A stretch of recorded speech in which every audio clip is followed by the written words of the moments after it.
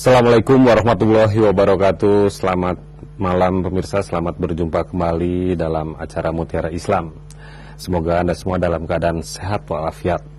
Dan pemirsa, kadang-kadang kita ketika menghadapi suatu masalah yang bertubi-tubi, kemudian sulit mencari jalan keluarnya, banyak cara memang dilakukan oleh setiap insan, setiap manusia di bumi ini. Namun yang paling parahnya kadang-kala seseorang itu akan mencari jalan keluar dengan ke sesuatu tempat atau ke seseorang yang justru itu adalah dilarang oleh agama. Biasanya kegalauan itu tidak akan berakhir kalaupun bisa ditangani hanya sesaat. Nah, oleh karena itu malam ini kita akan mencoba mengupasnya tentang masalah bagaimana Allah Maha Pencipta itu memberikan pertolongan pada kita. Jadi tema kita malam ini adalah Allah yang Maha Penolong. Nah, seperti biasa dalam Mutiara Islam telah hadir Bapak Kiai Haji Atian Ali. Assalamualaikum. Waalaikumsalam warahmatullahi wabarakatuh. Semua dalam keadaan sehat walafiat? Sehat dan kehujanan. Ya, kembali lagi hujan mulai menerah kota Bandung nih kayaknya. Ya, dan mulai banjir di mana-mana. Iya, bagaimana nih Pak Kiai, sebetulnya Allah itu memberikan pertolongan kepada umatnya Pak Kiai ketika seseorang itu menghadapi deraan, cobaan atau permasalahan yang bertubi-tubi dan seakan tidak berhenti gitu. Jadi sebenarnya gini, kalau seorang mukmin sebenarnya secara prinsip yang paling sangat mendasar dan dia selalu diingatkan paling tidak 17 kali dalam sehari semalam itu bahwa iyyaka na'budu wa iyyaka nasta'in. Jadi hanya kepadamu ya Allah kami mengabdikan hidup ini. Jadi mulai dari bangun sampai dengan tidur dan bangun lagi, setiap detik ini saya hanya untuk khususkan untuk mengabdikan diri kepada Allah. Dan pasti saya akan menghadapi bermacam-macam masalah hidup ini. Entah itu menyangkut kesehatan yang terganggu, entah menyangkut masalah yang belum teratasi, utang yang belum terbayar, banyak sekali masalah itu. Ya inilah hidup memang. Nah, hanya kepadamu ya Allah kami memohon pertolongan, wa iyyaka nasta'in. Sebab bagi seorang mukmin, nah siapa yang bisa lagi menolong kita kecuali Allah ya. Jadi karena kalau saya minta tolong orang lain, ya sama, orang lain itu manusia juga subhanallah yang sama-sama punya keterbatasan gitu. Kalaupun dia punya kelebihan sesuatu, tenaga, pikiran, perasaan, ilmu, itu juga semua kelebihan yang dia miliki itu adalah anugerah dari Allah gitu. Jadi kenapa saya harus bergantung pada orang manusia, sesama yang bergantung kepada Allah? Kenapa saya tidak bergantung pada Allah? Nah, itu sebenarnya yang harus prinsip yang harus dimiliki oleh setiap orang mukmin, bahwa dia hanya bergantung dan menggantungkan harapan, nasib dan sebagainya hanya kepada Allah, karena dia pemilik segala sifat maha.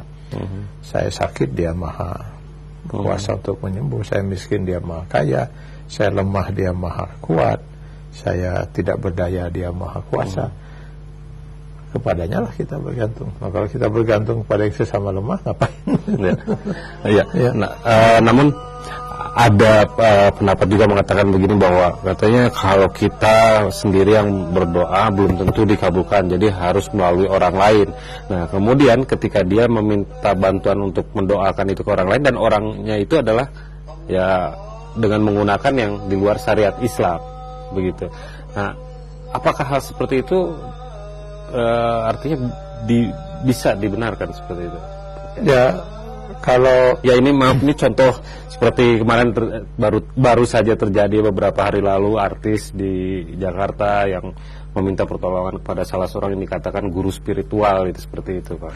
Ya, emang ini harus kita komentari ya, harus segera kita komentari, dan harus sering mungkin masalah ini diungkap di media untuk supaya masyarakat semakin banyak memahami masalah ini ya. Karena saya sangat prihatin betul gitu ya.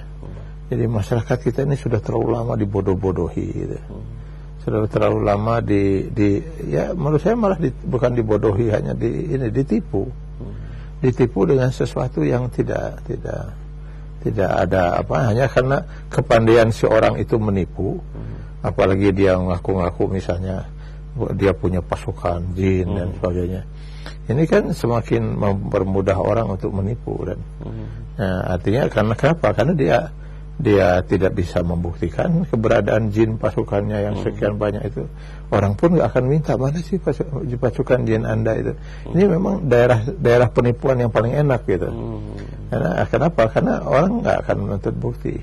Karena itu banyaklah masyarakat kita yang dan ironisnya yang saya kadang-kadang prihatin ya di negeri ini yang saya perhatikan, mereka yang berhasil ditipu itu bukan orang-orang yang tidak berpendidikan, bukan orang-orang yang bodoh, bukan orang yang bodoh sebenarnya bodoh sebenarnya bodoh gitu. Artinya dari segi pendidikan mereka orang-orang yang berpendidikan, sarjana dan sebagainya, tapi mereka benar-benar tidak bisa. Saya nggak masuk, susah juga memahami kemana akal sehat mereka. Untuk mencari tahu nanti Pak, kita coba mencari tahu ini kenapa nih permasalahannya seperti itu. Tapi kita break dulu sebentar Pak Kiai. Dan pemirsa jangan kemana-mana, tetap di Mutiara Islam setelah pesan-pesan berikut ini.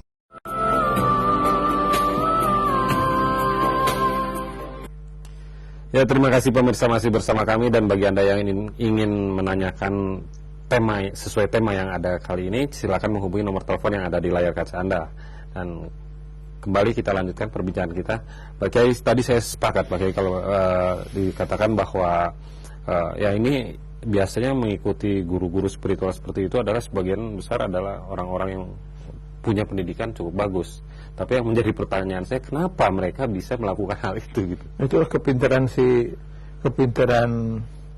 di satu sisi adalah pinternya. Jadi boleh kan di masyarakat mereka sudah dikenal sebagai guru spiritual atau julukan lain orang pintar. Coba nanya ke orang pintar. Jadi mereka sudah diberi merek orang pintar lah oleh orang-orang yang bodoh itu. Padahal seharusnya secara pendidikan dia lebih pintar yang bertanyanya.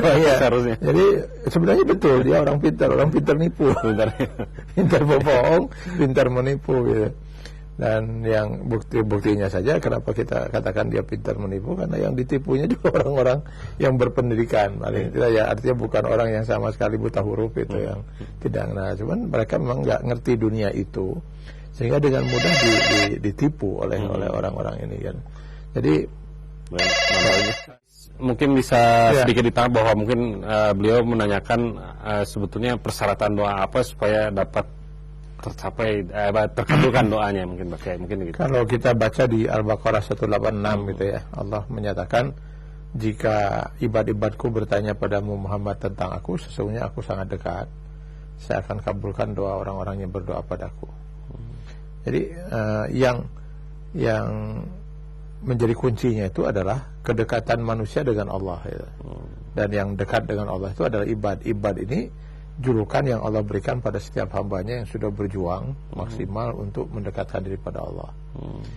Jadi sebenarnya setiap orang yang sudah berusaha mendekatkan diri pada Allah dan berhasil dekat dengan Allah, itu sudah pasti doanya itu dikabul. Pasti itu, nggak boleh ragu kita, sebab Allah sudah janji itu, ud'uni astajib lakum, untuk orang-orang semacam ini.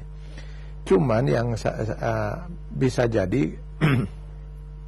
Allah memang tidak mengabulkan doa seseorang atau belum mengabulkan doa seseorang itu. Mungkin saja pertama Allah masih ingin menguji keimanan dia, kesabarannya. Apakah dia sebenarnya lebih mencintai Allah atau lebih mencintai yang dia minta dari Allah. Dan banyak orang kemudian berguguran itu lewat ujian ini gitu. Yang kedua, bisa saja sebenarnya Allah Subhanahu wa Ta'ala memang sedang memilihkan untuk dia yang terbaik gitu. Karena Allah tuh sudah sangat sayang orang ini soleh gitu. Padahal yang dia minta ini kalau dikabulkan itu malah celaka dia. Gitu. Dia minta keturunan, padahal kalau dikasih keturunan anaknya itu yang akan menyeret dia masuk menjadi orang kafir gitu. Dia minta jabatan, padahal kalau dikabulkan jabatan itu akan menyeret dia masuk neraka jahanam. Maka Allah mengabulkan doa orang itu dengan tidak diberi apa yang dia minta. Nah itu yang Allah yang maha tahu ya. Allah yang maha mengetahui. Makanya yakinkan dulu bahwa diri kita ini sudah menjadi orang yang pantas untuk dikabulkan doa. Kalau kita sudah yakin, silakan minta, berusaha tentunya, berusaha dan berdoa. Maka apapun yang Allah pilihkan sampai dengan detik ini pasti yang terbaik menurut Allah yang Maha Tahu. Besok apa yang terbaik untuk saya menurut Allah? Ya tinggal kita tunggu besok apa, tapi kita terus berusaha dan berdoa. Nah, itu ya. Mudah-mudahan bisa menjawab pertanyaan dari Ibu Agustini tadi, dan mungkin kita lanjutkan. Jadi saya lihat kenapa mereka berhasil membuat tipu daya, dan ini karena memang mereka main di dunia yang tidak bisa dibuktikan. Jadi di dunia gaib, di dunia gaib. Jadi misalnya tadi dia untuk meyakinkan orang-orang yang mau dia tipu, saya punya pasukan jin. Pasukan jin katanya ada 8 miliar. Dan pemirsa, jangan kemana-mana, tetap bersama kami karena kami akan membicarakan tema kita lebih seru lagi.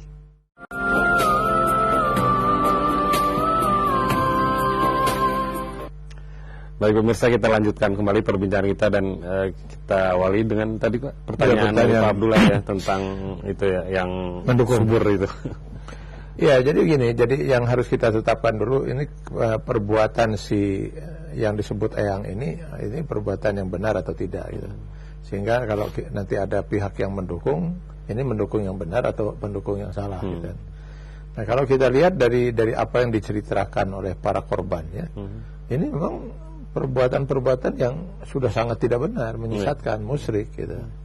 Sudah sangat musyrik, dan dia melakukan tipuan yang saya katakan tadi, tipuan yang paling mudah untuk menipu orang, sehingga banyak orang yang sebenarnya nggak wajar tertipu pun tertipu gitu, karena dia tidak dituntut untuk membuktikan apa-apa dari semua pengakuan yang bohongnya itu. Ya, karena dia punya pasukan jin ya, masalah ditaruh di kendi-kendi itu dan sebagainya. Ya orang nggak tahu, dia mau mencari bukti ya minta bukti juga enggak gitu kan.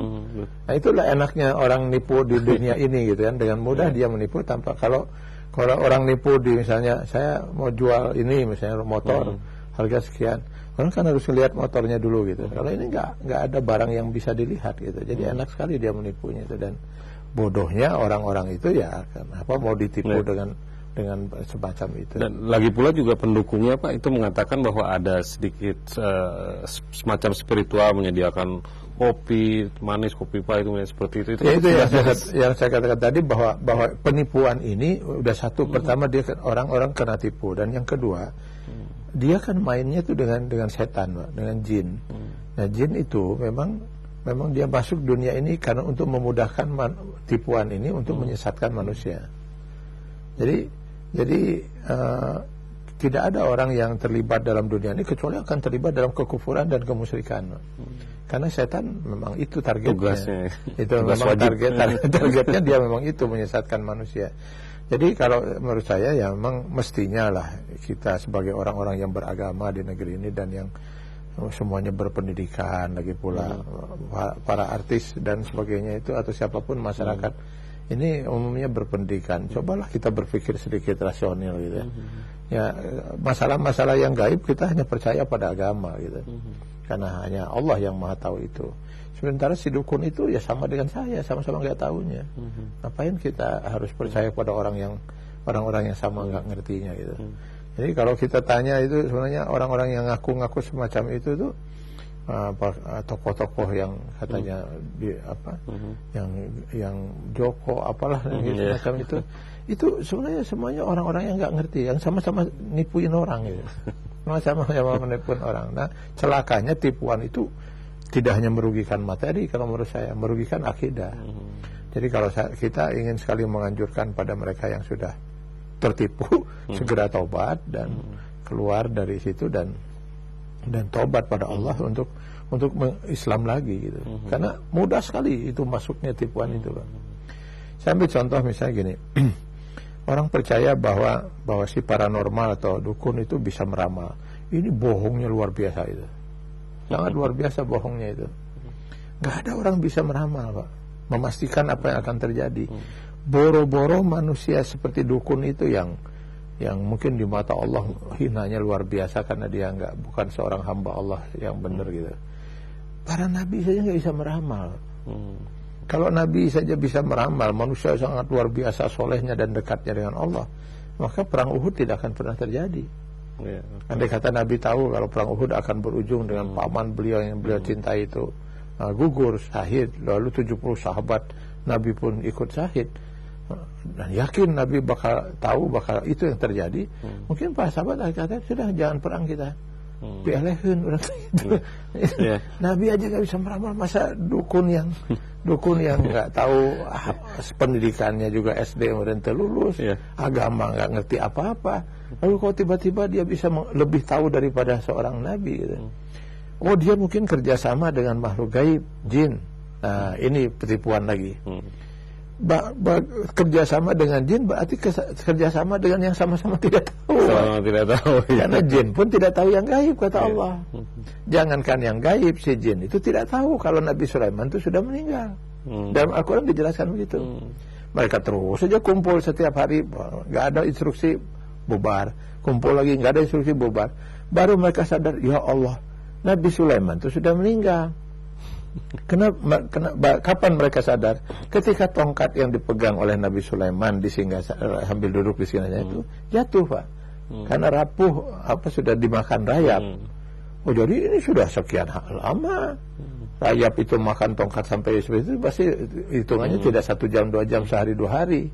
Jadi selama ini si jin itu nggak tahu kalau Nabi Sulaiman itu sudah meninggal. Boro-boro mengetahui yang gaib, mengetahui yang di depannya saja Nabi Sulaiman masih hidup atau tidak saja tidak tahu.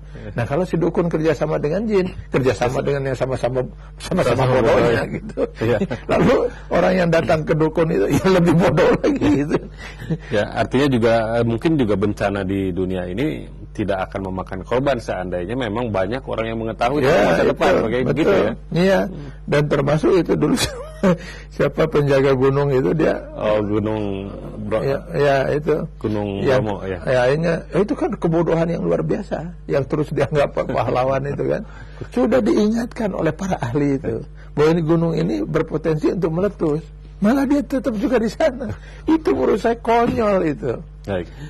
Jadi konyol. Nah, jadi kalau tadi pendukungnya itu sendiri gimana? Ya, sama dengan mendukung kesesatan. Jadi orang yang mendukung kesesatan itu sama-sama sesatnya.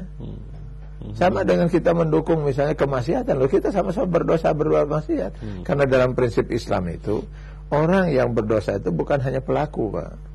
Tapi orang yang memberi jalan, orang yang memberi arahan. Saya tidak pernah mencuri, cuman waktu ada seorang pencuri saya beri arahan ke arah sana mencurinya gitu kan. Caranya begini. Oh, masa saya tidak berdosa? Ada yang mau menyampaikan pesan-pesannya. Dan pemirsa, jangan kemana-mana, tetap bersama kami di Mutiara Islam setelah pesan-pesan berikut ini.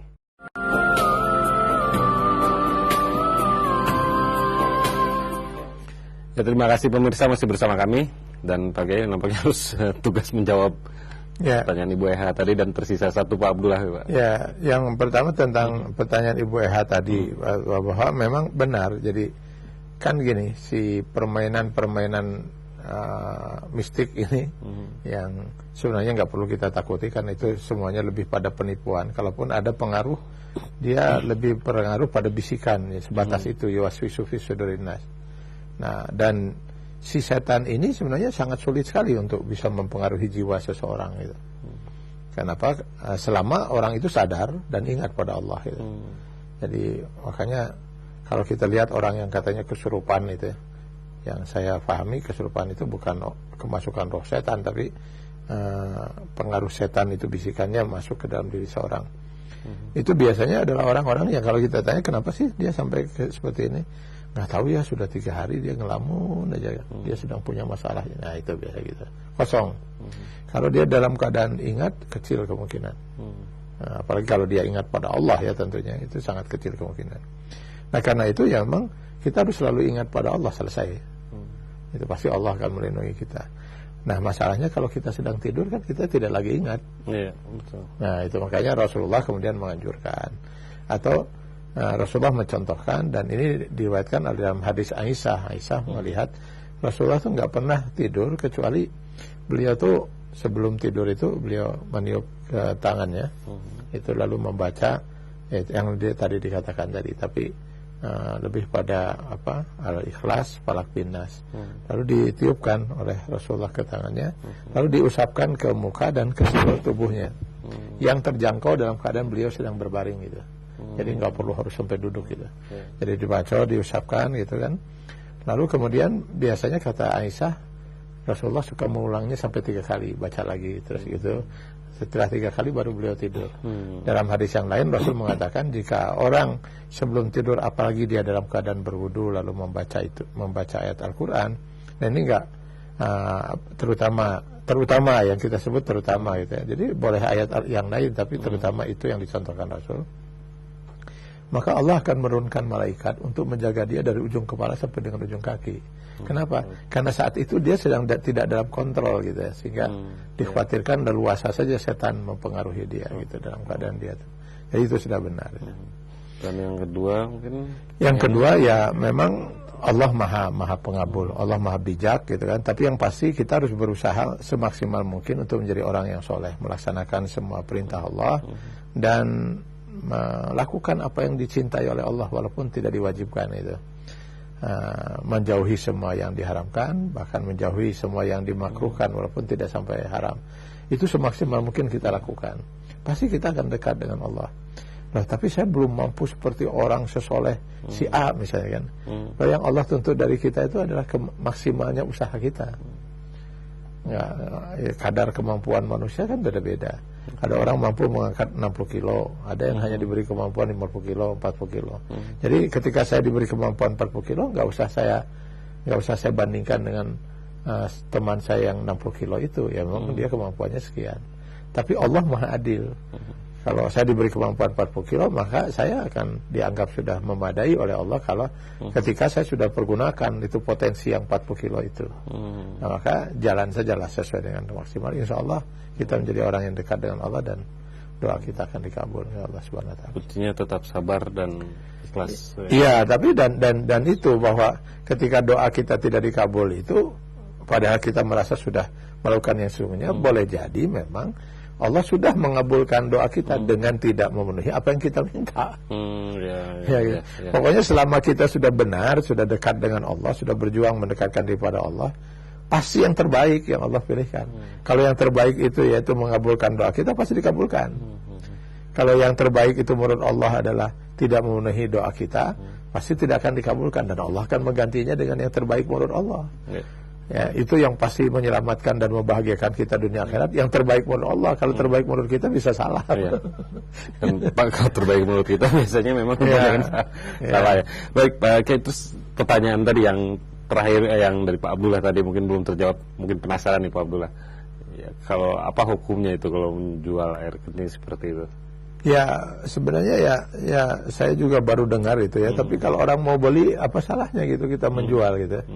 Kalau orang mau beli gitu ya, dan itu tentu orang membeli akan ada manfaatnya gitu. Jadi kalau misalnya ada orang mau membeli apapun yang kita miliki bukan milik orang lain, ya itu misalnya ya silakan aja kan itu, syukur-syukur gitu, hitung-hitung apa ngasih ganti gitu, ongkos apalah gitu. Jadi nggak ada masalah kita menjualkan itu memang barang yang memang ada dalam tubuh kita. Asalnya juga mungkin dari air yang kita beli misalnya kan, air aqua kita beli, kita minum, lalu kemudian berproses lalu keluar gitu kan, lalu dibeli lagi oleh orang lagi, ya silakan aja. Kecuali kalau airnya air bukan milik kita, misalnya air kencing orang saya jual gitu, saya ambil, saya curi gitu. Kalau punya kita ya nggak silakan aja kalau ada yang mau beli gitu. Iya, baik. Ini kita kembali lagi nih ke tema inti dari tema kita. Ya, jadi saya termasuk yang sangat prihatin, Pak. Jadi sangat prihatin dan entah bagaimana caranya kita mengingatkan kepada masyarakat, pada umat gitu. Hentikanlah berurusan dengan orang-orang semacam ini gitu. Itu semuanya bohong dan tipuan. Dan kebohongan tipuan orang-orang ini fatal, Pak. Kenapa? Karena akidah kita yang dirusak, Pak. Uang habis, akidah rusak. Iya. Saya lihat sempat lihat di layar kaca gitu ya, bagaimana beberapa artis itu sampai emosi, nangis dan sebagainya, merasa ditipu. Ya memang terlambat, walaupun saya katakan tidak terlambat, mereka bisa bertobat dan sebagainya. Nah, makanya itu kita ingin menghimbau kepada mereka yang sudah terlibat dengan dunia yang terpararuguh ini, dunia yang ngawur ini, dunia tipuan ini, segeralah bertobat kembali ke jalan Allah, gitu kan.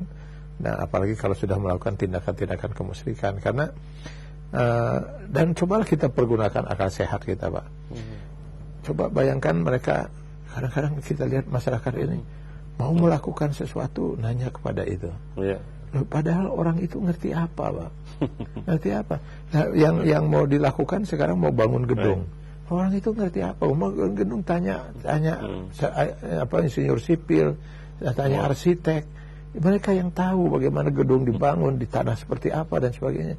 Hari dukun nukarar itu ngerti. Baik, Pak Kiai, nanti kita lanjutkan lagi nih Pak Kiai, karena ada yang lewat lagi. Dan pemirsa, jangan kemana-mana, tetap bersama kami di Mutiara Islam setelah pesan-pesan berikut ini.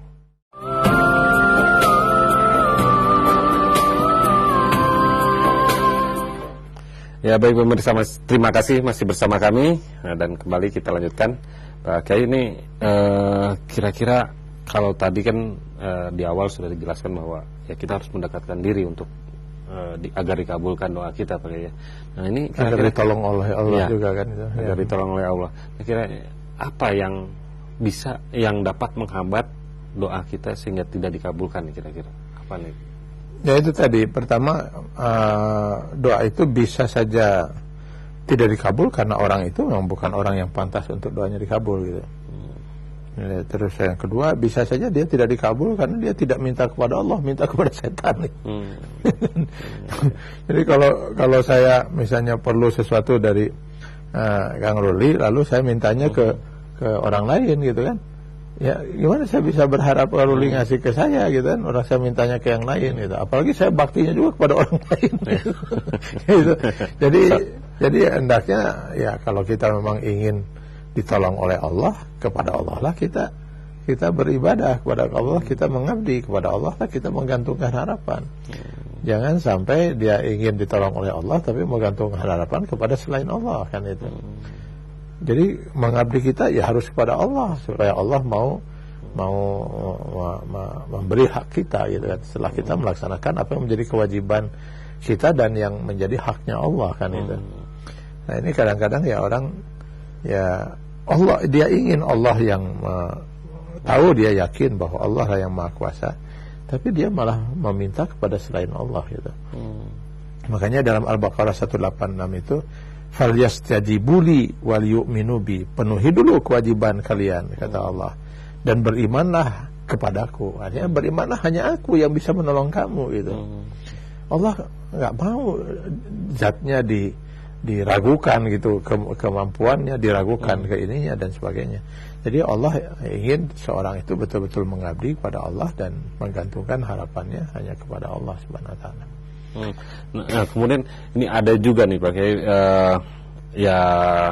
ya katakan dia disebut dia ustadz katanya, tapi memang dia menggunakan kalimat-kalimat dari ayat suci, kemudian juga dia ada puasa, ada apa, tapi ada hal-hal yang dilakukan juga yang sedikit menyimpang gitu. Apa mau kita bertanya ke itu atau minta bantuan untuk berdoa kepada itu juga dibenarkan tidak pakai seperti itu? Jadi nggak bisa begini, Allah tuh nggak mau disekutukan. Jadi kalau mau misalnya 90% dia mengabdi pada Allah, 10% pada Mbah Jamrong, ya nggak bisa, Pak. Sekutu, walaupun hanya 1%. Jadi kalau dia, Allah ingin diimani sepenuhnya, Pak. Ingin orang itu betul-betul mengimani Allah sepenuhnya. Nggak bisa Allah diimani setengah-setengah gitu. Atau dianggap oke lah Allah maha kuasa, tapi di samping Allah juga ada yang maha kuasa, itu mbah ini, mbah itu dan sebagainya. Ya musyrik, Pak. Musyrik ya. Nah, itu. Alhamdulillah bisa ketemu lagi, ya, walaupun lewat layar kaca ya. Walaupun lewat layar kaca. Iya, saya kira gini Pak Ade. Jadi bahwa ruqyah itu harus kita pahami seperti ini, Pak. Jadi yang ada dalam Islam itu adalah bahwa memang si setan ini dia bisa mempengaruhi jiwa seseorang, Pak, lewat yuwaswisunya itu. Bukan hanya setan dalam bentuk jin sebenarnya, tapi juga setan dalam bentuk manusia. Berapa banyak manusia yang goncang jiwanya karena bisikan-bisikan manusia juga kan itu. Hanya dia goncang Pak gitu.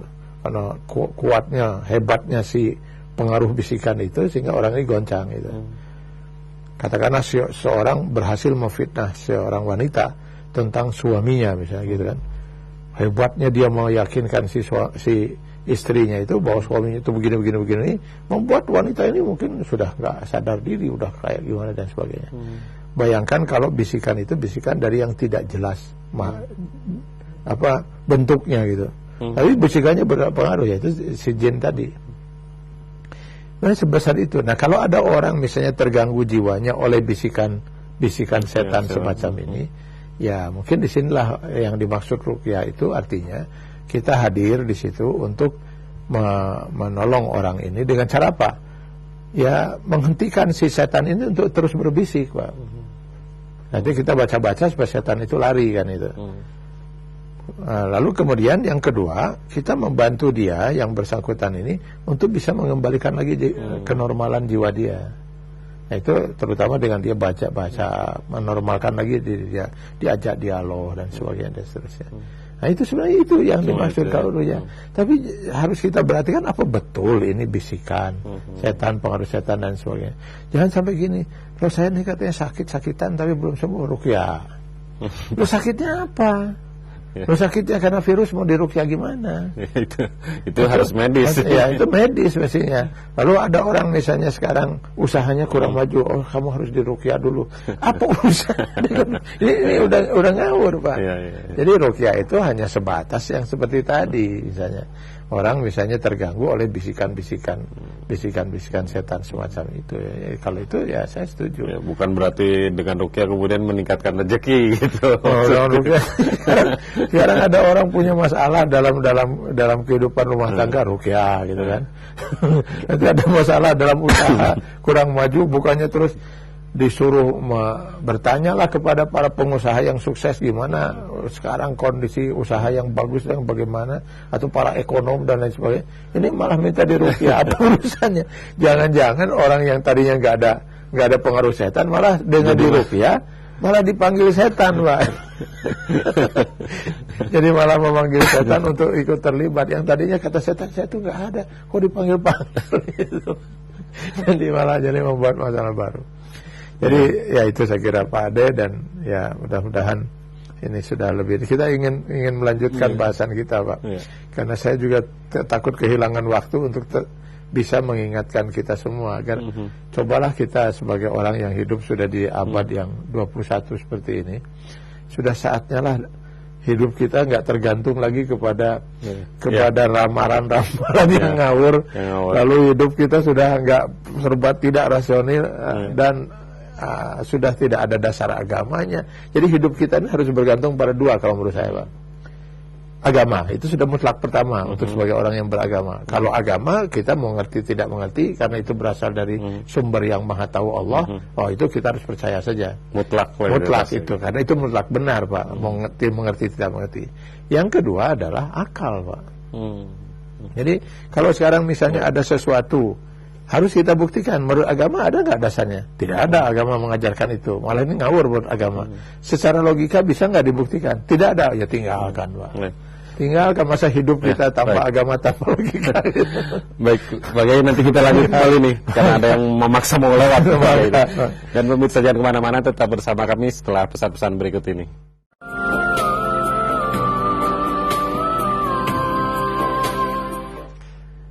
Terima kasih pemirsa masih setia bersama kami, dan kita memasuki segmen terakhir. Walaupun segmen terakhir kita masih berkesempatan untuk mendengarkan penjelasan dari Pak Kiai ini. Jadi untuk ini kira-kira apa nih Pak Kiai sarannya agar kita tadi Allah langsung memberikan pertolongan kepada kita?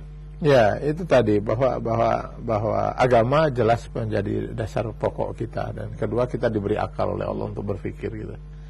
Jadi dengan dua itulah kita berjalan hidup ini gitu. Jadi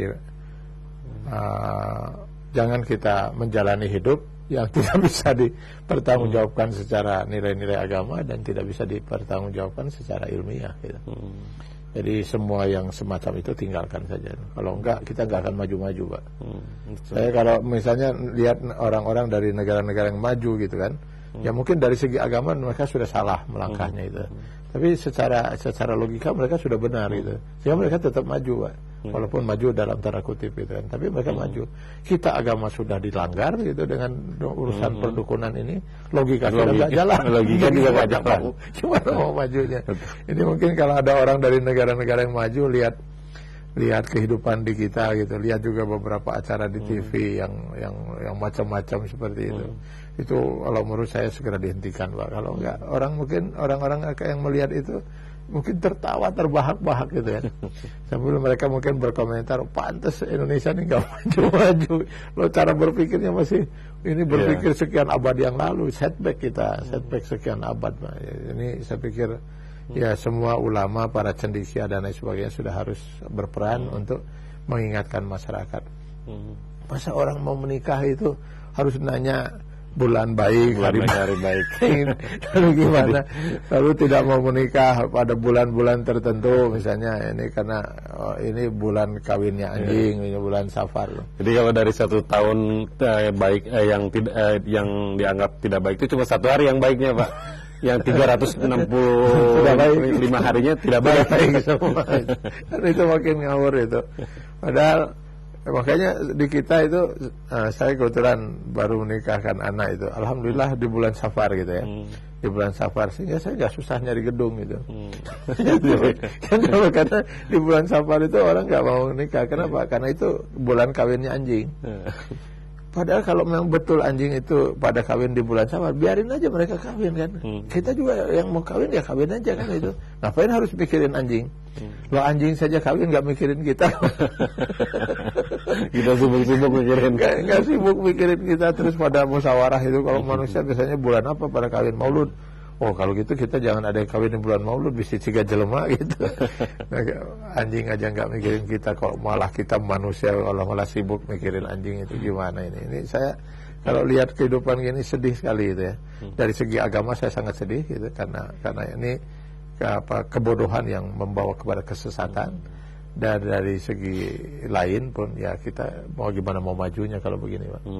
Dan ini mungkin Pak Kiai ada semacam tips mungkin untuk pemirsa juga, kira-kira ya tadi tentu kita harus mendekatkan diri kepada Allah.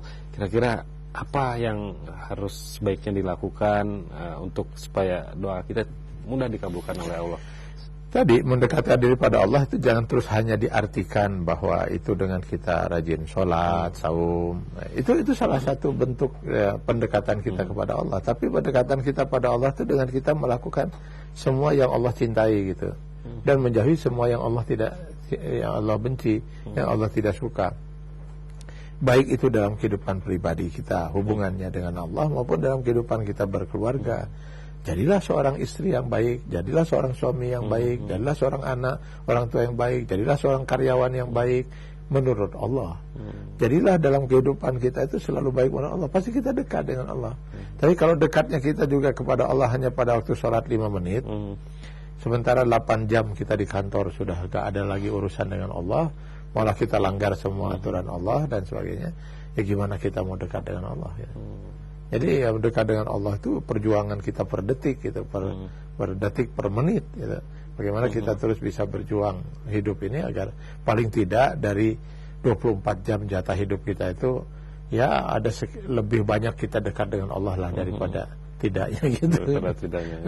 Kalau mungkin 20 jam terus itu mungkin tidak adalah manusia seperti itu gitu ya. Ya intinya untuk dikabulkan harus dekat ya. Harus dekat. Tidak kenal, tidak sayang. Ya, gitu. Sama begini. Ketika Kang Rudi punya anak itu begitu luar biasa dekat dengan Kang Rudi sebagai ayahnya. Karena anak itu solehnya luar biasa, disuruh nurut segala macam nurut. Saya kira anak itu nggak perlu banyak minta. Malah kita yang memikirkan bagaimana untuk bisa membahagiakan anak itu. Dan kalau sekalinya minta, wah mati-matian kita ingin memenuhi keinginan dia. Kenapa? Karena anak itu anak baik gitu. Nah seperti gitu juga kita kalau sudah menjadi hamba Allah yang baik di mata Allah. Baik Pak Kiai, mudah-mudahan ini bermanfaat untuk Insya Allah. Namun karena waktu nih kita harus kita akhiri dulu. Mudah-mudahan ketemu lagi Rabu depan, Iya, insyaallah. ya, terima kasih atas kehadiran dan juga Oke. Dan pemirsa, karena waktu telah membatasi kita, maka kita akhiri dulu perbincangan kita dalam Mutiara Islam malam ini. Semoga perbincangan ini bermanfaat untuk Anda semua. Saya Ruli Nasrullah atas nama seluruh kerabat kerja yang bertugas malam ini mengucapkan terima kasih. Wassalamualaikum warahmatullahi wabarakatuh.